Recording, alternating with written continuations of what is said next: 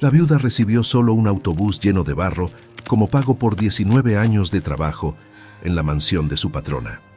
19 años de trabajo. 19 años limpiando pisos de mármol, lavando sábanas de seda, soportando gritos y humillaciones en una mansión que nunca sería suya. Y cuando Estela finalmente reunió el valor para pedir su salario acumulado, casi 200,000 pesos que jamás vio, su patrona la miró con esos ojos fríos de lagartija y le señaló un autobús viejo, inmóvil, completamente cubierto de barro seco. «Ahí está tu pago», le dijo con una sonrisa que helaba la sangre.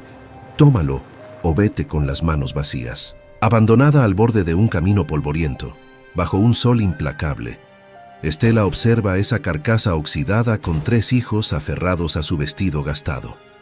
Para el mundo, ese autobús es basura. Para su patrona, una burla final. Pero hay algo extraño en todo esto. ¿Por qué precisamente ese autobús? ¿Por qué no simplemente echarla sin nada?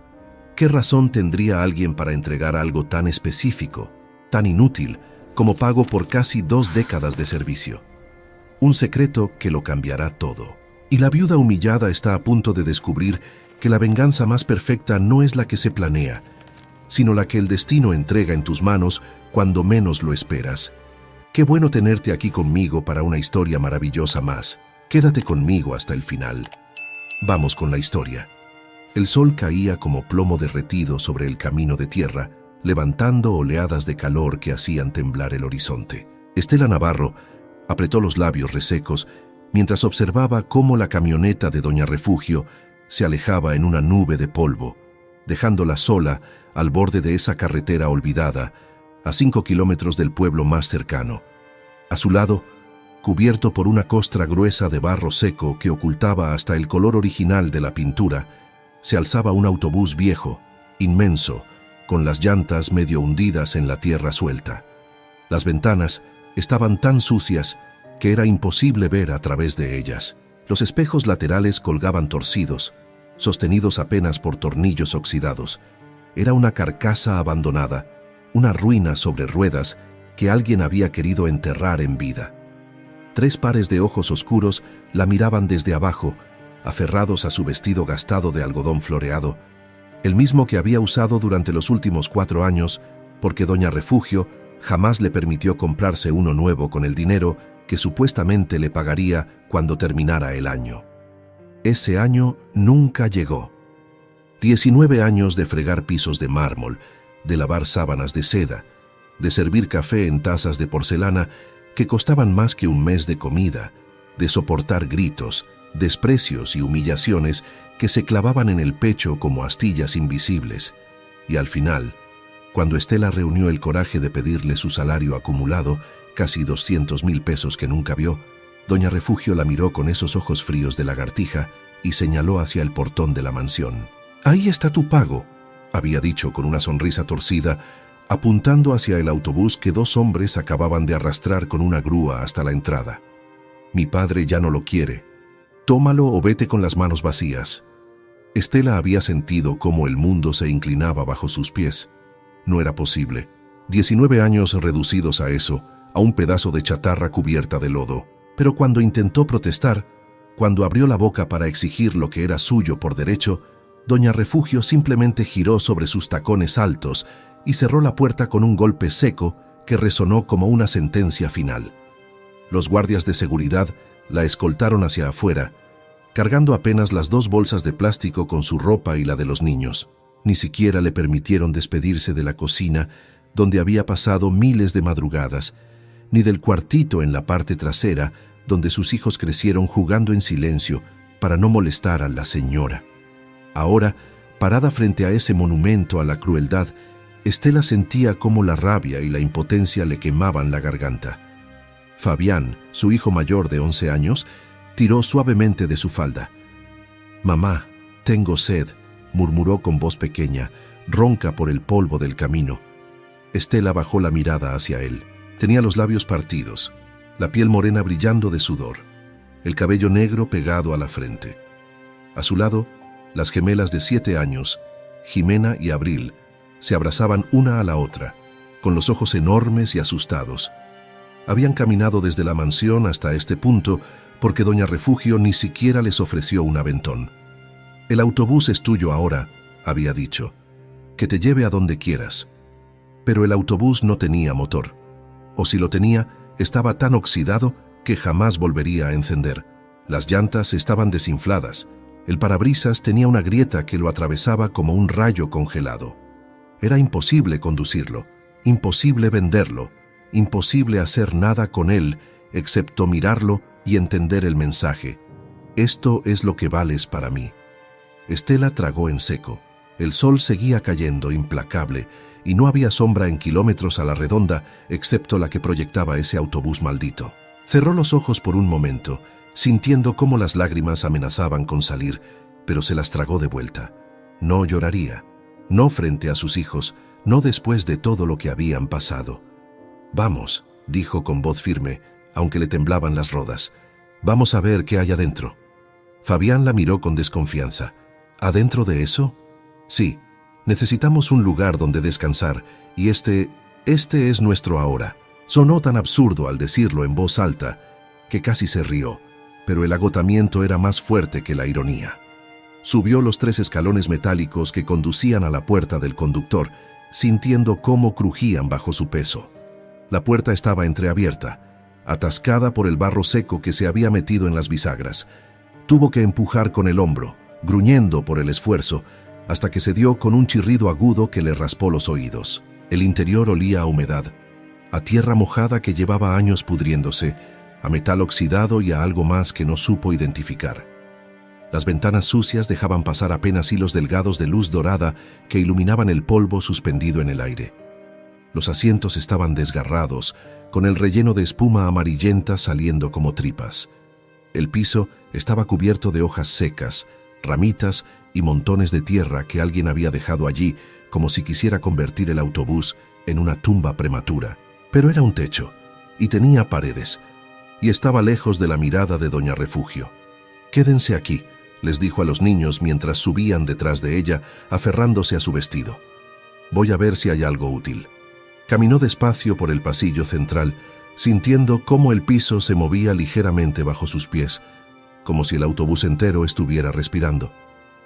Revisó los compartimentos superiores, vacíos. Miró debajo de los asientos. Nada más que basura vieja, latas oxidadas, pedazos de periódico desintegrados por el tiempo. Cada paso la hundía más en la desesperación. ¿Qué esperaba encontrar? ¿Un milagro?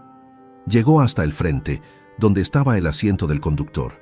El volante estaba cubierto de una capa gruesa de mugre. El tablero tenía todos los indicadores rotos, las agujas congeladas en cero, pero había algo más. Una guantera pequeña, justo debajo del tablero, cerrada con un seguro oxidado que colgaba medio abierto. Estela se agachó, sintiendo cómo le crujían las rodillas. Pasó los dedos por el metal frío, tiró del seguro y la guantera se abrió con un chasquido seco. Dentro había telarañas, polvo acumulado y una carpeta vieja de cartón café, manchada por el tiempo y el lodo, con las esquinas dobladas y el lomo partido. Estela la sacó despacio, como si fuera a desintegrarse en sus manos. La abrió con cuidado. Adentro había papeles, documentos amarillentos con sellos oficiales, contratos escritos a máquina, registros legales con fechas que se remontaban a décadas atrás. Estela entrecerró los ojos, tratando de leer bajo la luz escasa que entraba por el parabrisas sucio. Compañía de Autobuses del Norte, propiedad de Armando Salazar Torres. El nombre la golpeó como un puño en el estómago. Armando Salazar, el padre de doña Refugio, el dueño de la compañía, el hombre que vivía en esa mansión enorme, el anciano que Estela había visto apenas un puñado de veces en 19 años, siempre desde lejos, siempre rodeado de empleados y abogados. Un hombre poderoso, intocable, con un imperio construido sobre ruedas y caminos. Pero había algo más, otro documento, un acta de nacimiento. Estela lo sacó con manos temblorosas, acercándolo a la luz. Nombre: Estela Navarro Mendoza. Padre: Armando Salazar Torres. Madre: Luz María Mendoza Ruiz. El papel se le resbaló de las manos y cayó al piso sucio del autobús.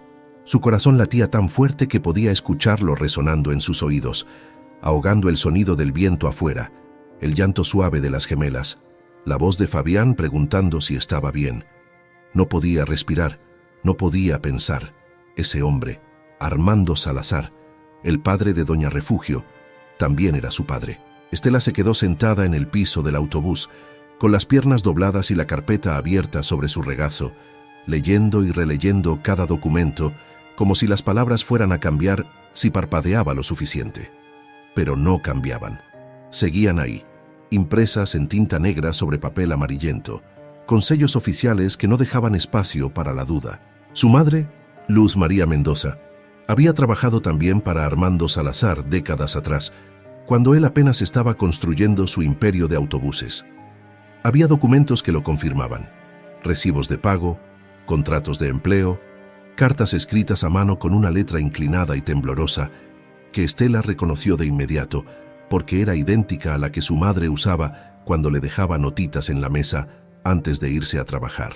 Una de esas cartas, doblada con cuidado dentro de un sobre sin dirección, decía simplemente: Armando, te lo suplico, no me abandones. Llevo a tu hija en el vientre.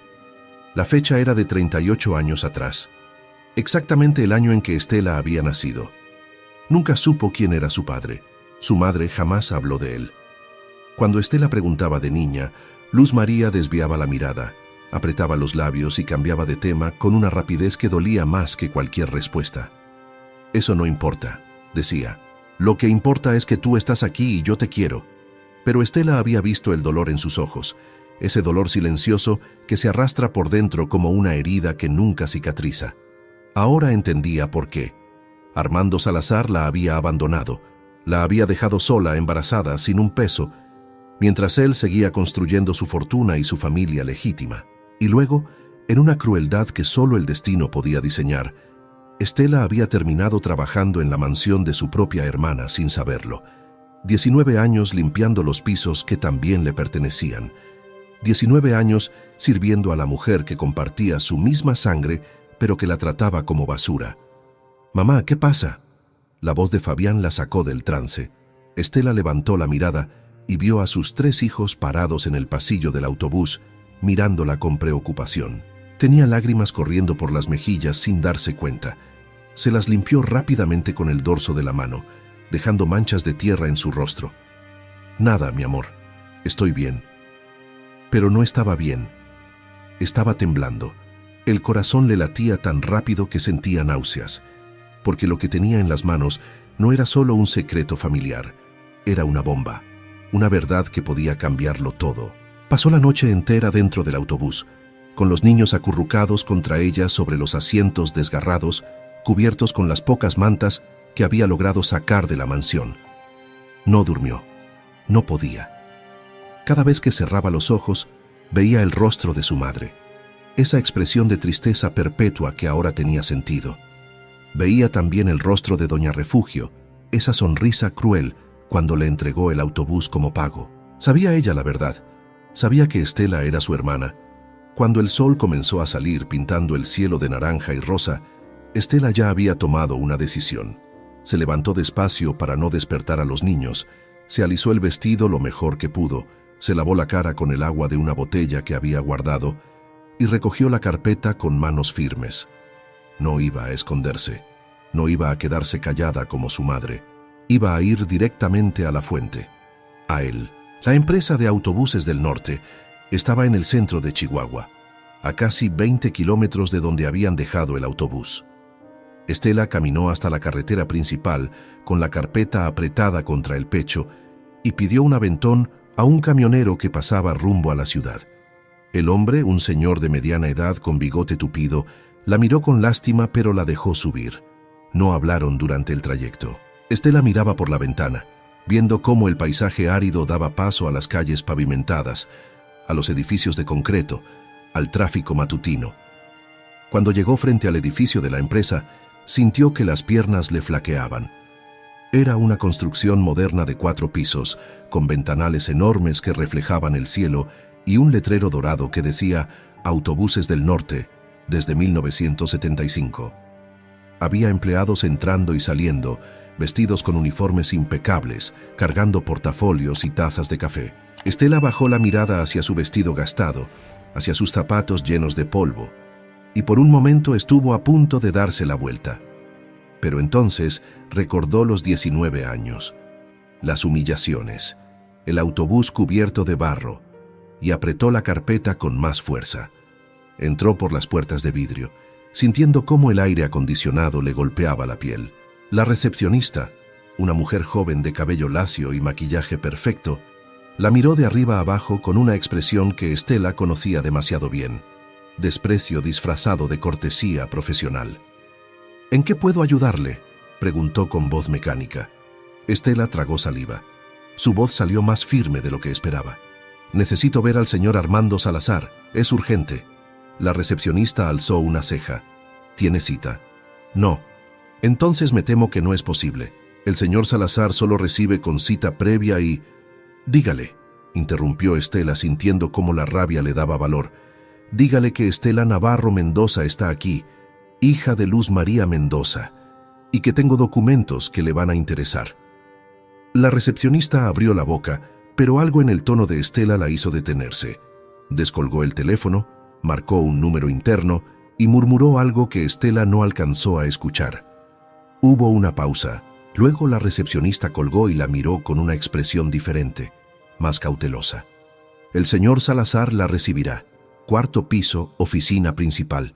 Los elevadores están al fondo». Estela asintió y caminó hacia los elevadores con el corazón latiéndole en los oídos. Cuando las puertas se cerraron y el elevador comenzó a subir, tuvo que apoyarse contra la pared para no caerse. ¿Qué iba a decir? ¿Cómo iba a enfrentar al hombre que la abandonó antes de nacer? Las puertas se abrieron con un suave campanillazo. Frente a ella había un pasillo amplio con alfombra gris y paredes decoradas con fotografías antiguas de autobuses y recortes de periódicos enmarcados. Al final del pasillo, una puerta de madera oscura con una placa dorada. Armando Salazar Torres, director general. Estela caminó despacio, sintiendo cómo cada paso resonaba en el silencio. Tocó la puerta. Escuchó una voz grave desde adentro. «Adelante». Abrió. La oficina era enorme, con ventanales que mostraban toda la ciudad, escritorios de caoba pulida, estantes llenos de trofeos y reconocimientos. Y detrás del escritorio principal, sentado en una silla de cuero negro, estaba él. Armando Salazar era un hombre de casi 70 años, con cabello blanco peinado hacia atrás, arrugas profundas alrededor de los ojos y una postura que todavía irradiaba poder a pesar de su edad. Vestía un traje gris impecable, con una corbata azul marino. Tenía las manos entrelazadas sobre el escritorio y sus ojos, oscuros, penetrantes, la estudiaban con una mezcla de curiosidad y confusión. «¿Estela Navarro?», preguntó con voz controlada. Ella asintió.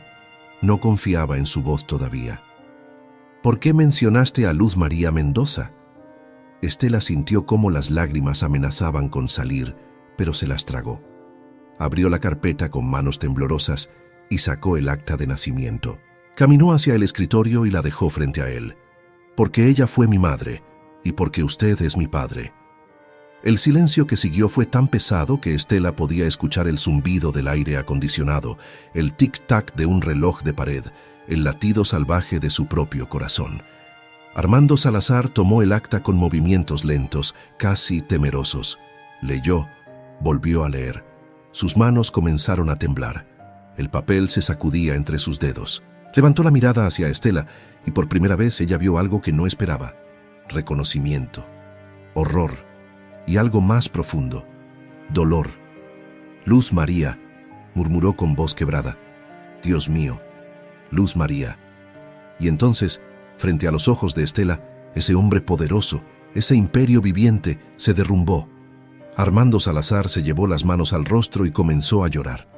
No eran lágrimas discretas, contenidas, dignas de un hombre de negocios. Eran sollozos profundos que le sacudían los hombros, que le quebraban la voz, que salían desde un lugar tan hondo que parecía que se estaba desgarrando por dentro.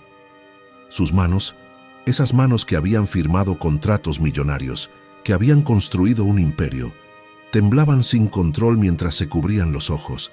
«Luz María», repetía entre sollozos. «Luz María, perdóname. Dios mío, perdóname». Estela se quedó de pie frente al escritorio, inmóvil, sin saber qué hacer con sus propias manos, con su propia respiración entrecortada. Había imaginado este momento de 1000 maneras durante la noche en vela dentro del autobús.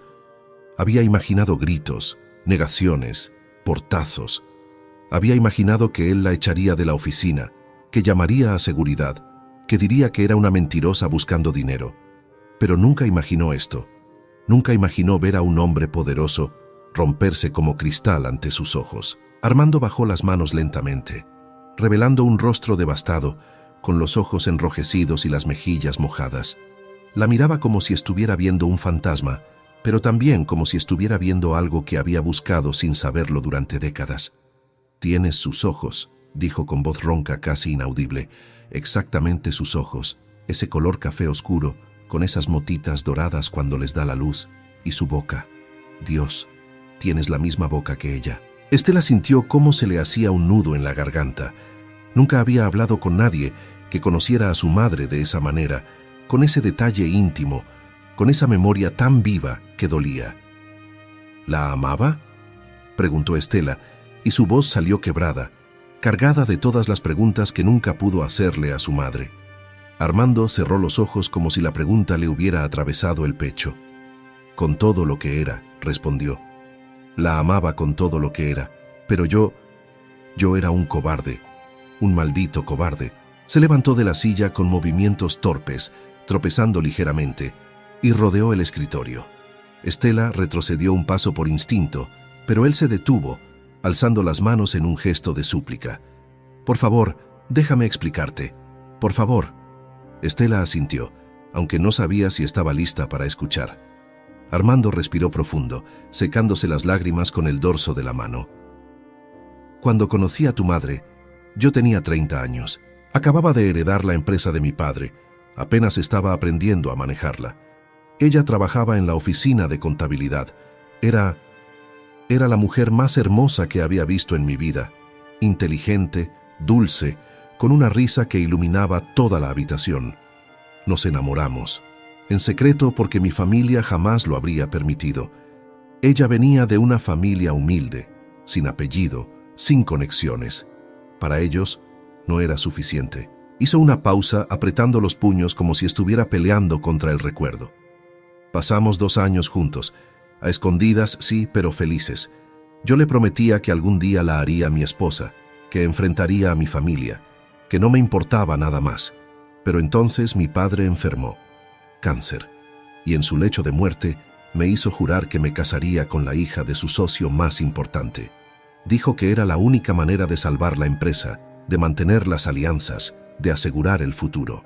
Y yo era demasiado débil para negarme, demasiado cobarde. Las lágrimas volvieron a correr por su rostro. Le dije a tu madre que tenía que terminar nuestra relación, que me iban a casar con otra mujer. Ella lloró. Dios, lloró tanto que pensé que se iba a romper. Y luego me dijo que estaba embarazada, de ti. Y yo le dije que no podía hacerme cargo, que mi familia nunca lo permitiría, que era mejor que se fuera, que empezara una nueva vida lejos de mí. Su voz se quebró completamente. Le di dinero, como si el dinero pudiera compensar lo que le estaba haciendo, como si pudiera comprar mi salida de la peor decisión de mi vida. Ella lo rechazó, tiró los billetes en mi cara y me dijo que jamás quería volver a verme. Y cumplió su palabra, desapareció. Nunca supe qué fue de ella. Nunca supe si tuviste el bebé, si estabas bien, si seguía viva. Armando dio un paso hacia Estela, con las manos extendidas, temblando. Busqué. Durante años busqué. Contraté investigadores, pregunté en todos lados, pero ella se había esfumado. Y eventualmente me convencí de que era mejor así, que era lo que ella quería. Me casé, tuve a refugio. Construí mi vida sobre la mentira de que había hecho lo correcto. Pero no hubo un solo día, ni uno solo, en que no pensara en Luz María, en ti, en la hija que abandoné antes de conocer. Estela sintió cómo las lágrimas rodaban por sus mejillas sin poder detenerlas. Todo el dolor de su madre, todo ese silencio cargado de secretos, finalmente tenía forma, tenía nombre, tenía razón. Murió hace 5 años, dijo Estela con voz temblorosa. De cáncer, sola, pobre, sin nunca decirme quién era usted, sin nunca permitirse pedirle ayuda. Armando soltó un gemido desgarrador y cayó de rodillas frente a ella, de rodillas, como si fuera un hombre pidiendo absolución ante un altar. Perdóname, suplicó entre sollozos. Perdóname, hija, perdóname por abandonarlas, por ser un cobarde, por dejarte crecer sin padre, por todos los años que perdimos, por todo el dolor que causé. Estela lo miraba desde arriba, con el corazón partido en dos. Parte de ella quería correr, salir de esa oficina, alejarse de ese hombre que había arruinado la vida de su madre. Pero otra parte, una parte profunda y hambrienta que llevaba 38 años esperando, quería quedarse. Quería escuchar esas palabras. Quería sentir, aunque fuera por un momento, lo que era tener un padre. Armando se levantó lentamente, con las piernas temblando, y antes de que Estela pudiera reaccionar, la abrazó. La abrazó con una fuerza desesperada, como si estuviera tratando de recuperar 4 décadas en un solo gesto. Estela se quedó rígida al principio, con los brazos a los costados, pero entonces sintió cómo él temblaba contra ella, cómo lloraba en su hombro, y algo dentro de ella se rompió. Levantó los brazos y lo abrazó de vuelta. Lloraron juntos, padre e hija, unidos por la sangre, separados por las decisiones, reunidos por el destino cruel que los había mantenido a solo kilómetros de distancia durante 19 años sin saberlo. Trabajé para usted, susurró Estela contra su hombro, durante 19 años, en su casa, limpiando los pisos, sirviendo a su hija, y ella me pagó con un autobús cubierto de barro, me humilló, me trató peor que a un animal. Armando se separó bruscamente, sosteniéndola por los hombros con los ojos desorbitados. ¿Qué dijiste? Trabajé en su mansión, para doña Refugio. Ella me contrató hace 19 años, cuando quedé viuda, y no tenía dónde ir con mis hijos. Me prometió un salario justo, pero nunca me pagó, y cuando finalmente le pedí mi dinero, me dio ese autobús como burla, ese mismo autobús donde encontré los documentos. El rostro de Armando se transformó. El dolor dio paso a algo más oscuro, furia pura y terrible. Caminó hacia su escritorio con pasos firmes, descolgó el teléfono y marcó un número interno. Su voz salió como un trueno. Que venga Refugio a mi oficina, ahora, no me importa qué esté haciendo, que venga inmediatamente. Colgó el teléfono con tanta fuerza que el sonido resonó en toda la oficina. Se giró hacia Estela y ella vio en sus ojos algo que nunca había visto en nadie, la determinación férrea de un padre dispuesto a hacer justicia. Va a venir, dijo con voz controlada pero letal, y va a escuchar la verdad.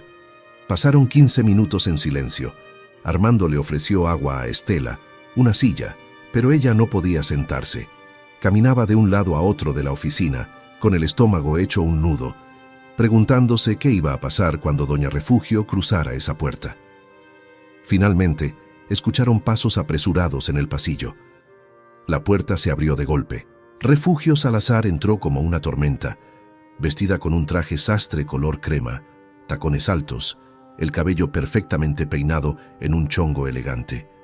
Tenía el mismo rostro que Estela había visto miles de veces, esa expresión de superioridad perpetua, esos labios apretados en una línea delgada de molestia. Padre, estoy en medio de una junta importante, esto mejor sea. Se detuvo en seco cuando vio a Estela. Sus ojos se abrieron de par en par, su boca se abrió ligeramente. La confusión dio paso al desprecio. ¿Qué hace esta mujer aquí? Armando dio un paso adelante, colocándose entre las dos.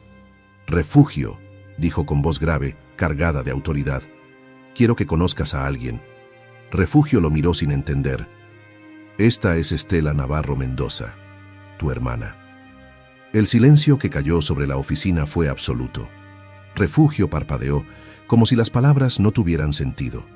Luego soltó una risa corta, incrédula. ¿Qué? Tu hermana, repitió Armando. Mi hija. La hija que tuve con Luz María Mendoza Hace 38 años, antes de casarme con tu madre, la hija que abandoné, la hija que ha estado trabajando en nuestra casa durante 19 años mientras tú la tratabas como basura. Refugio retrocedió como si le hubieran dado una bofetada. Su rostro pasó del blanco al rojo en segundos. Eso es ridículo, es una mentira, una trampa para sacar dinero de... No es mentira, la interrumpió Armando, mostrándole los documentos. Aquí están las pruebas, el acta de nacimiento, los contratos, las cartas, todo. Refugio tomó los papeles con manos temblorosas, leyó, y Estela vio cómo el color se le iba de la cara completamente. No, murmuró. No, no, no. Armando se acercó a su escritorio, abrió un cajón y sacó un sobre largo. Lo sostuvo en alto. Este es mi testamento, dijo con voz firme. Estaba planeando actualizarlo la semana que viene de todas formas, pero ahora va a cambiar más de lo que imaginaba. Miró a Refugio directamente a los ojos. La herencia que iba a dejarte a ti sola ahora será dividida, en partes iguales, entre mis dos hijas. Refugio dejó caer los documentos al suelo, y en ese momento Estela supo que su vida acababa de cambiar para siempre.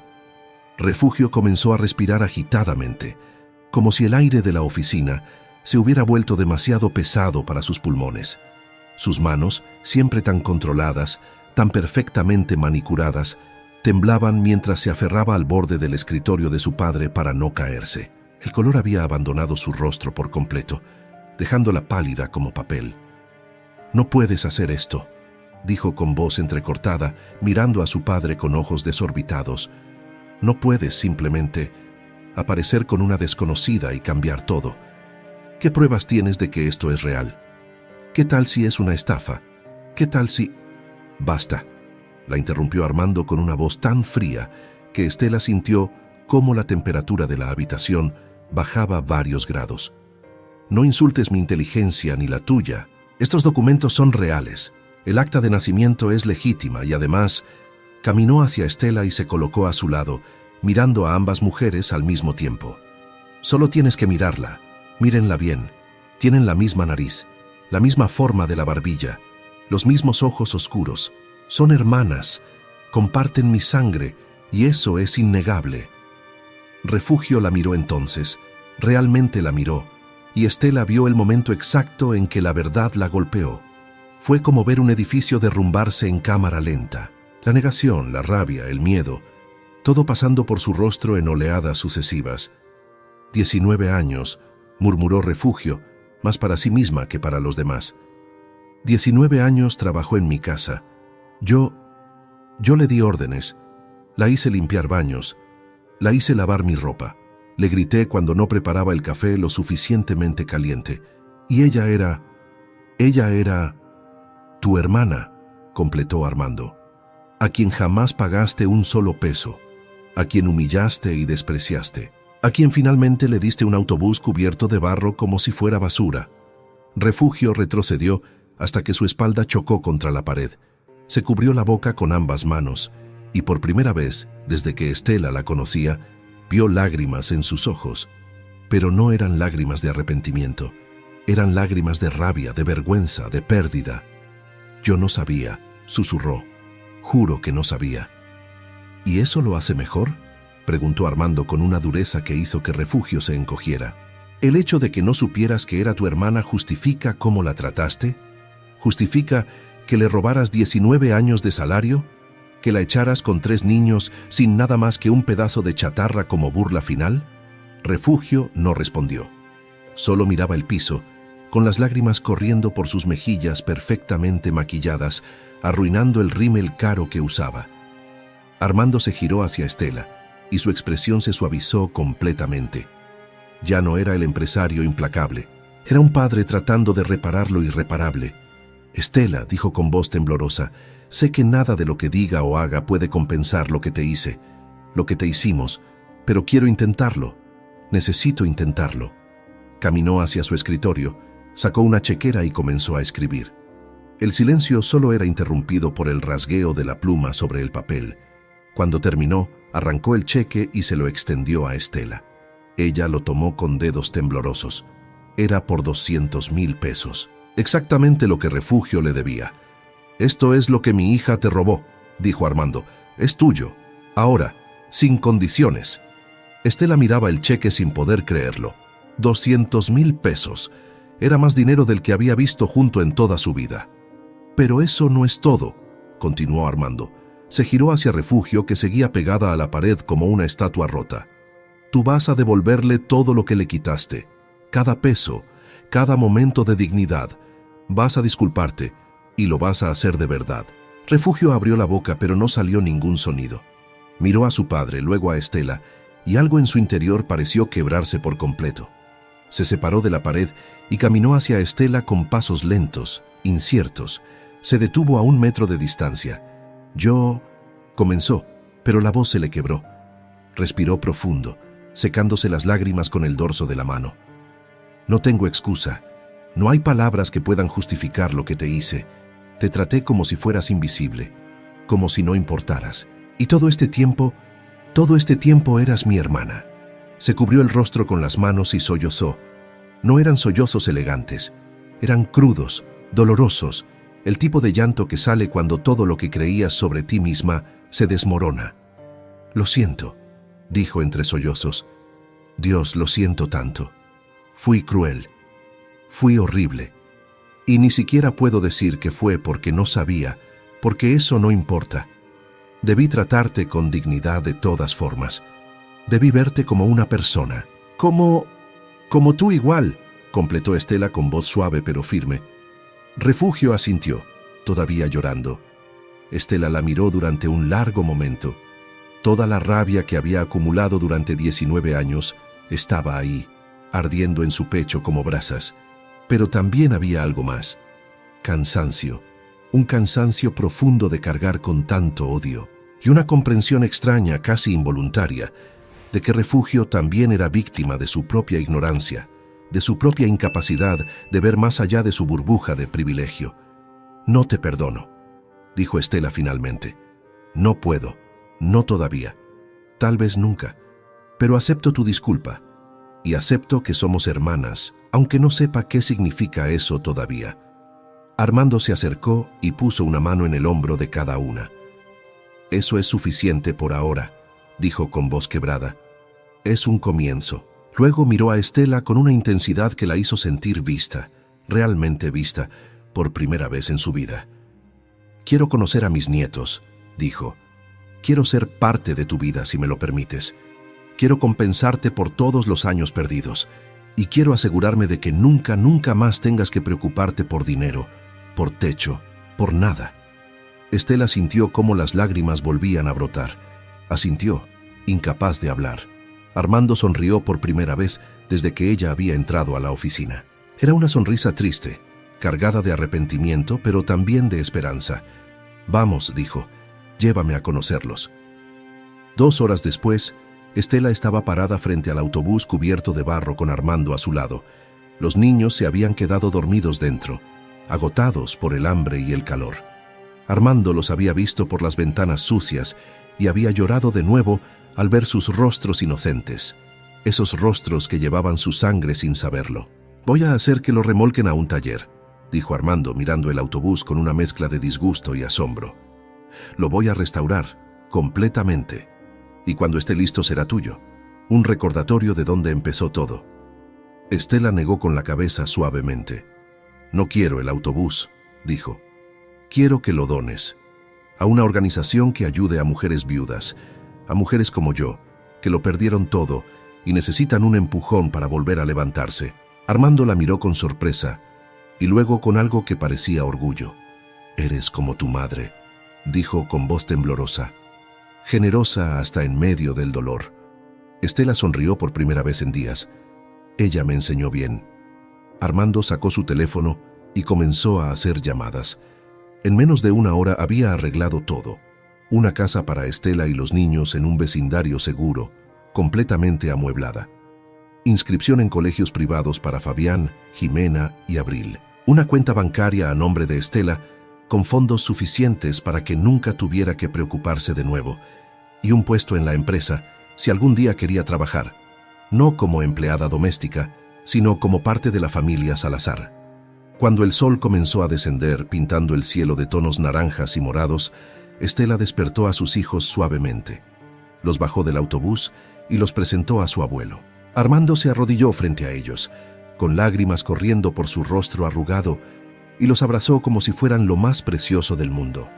«Soy su abuelo», les dijo con voz quebrada, «y prometo cuidarlos, protegerlos y amarlos por el resto de mis días».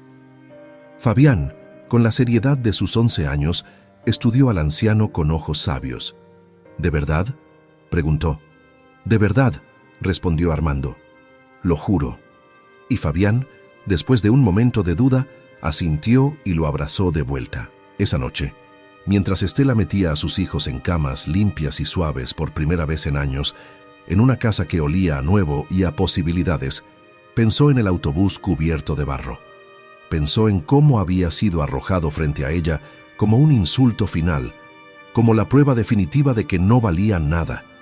Pero ese autobús, esa carcasa sucia y olvidada, había guardado la verdad durante décadas.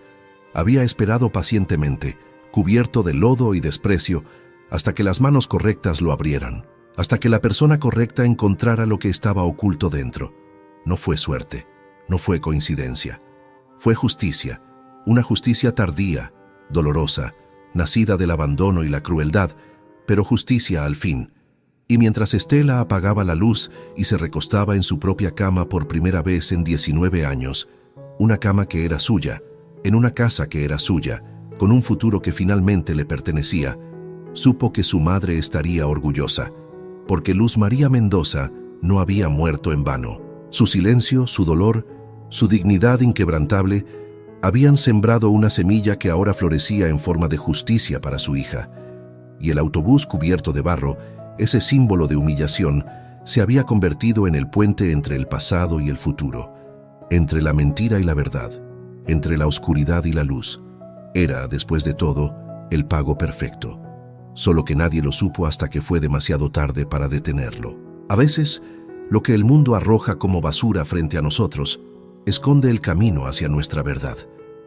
Las injusticias más crueles pueden convertirse en las llaves que abren puertas que ni siquiera sabíamos que existían.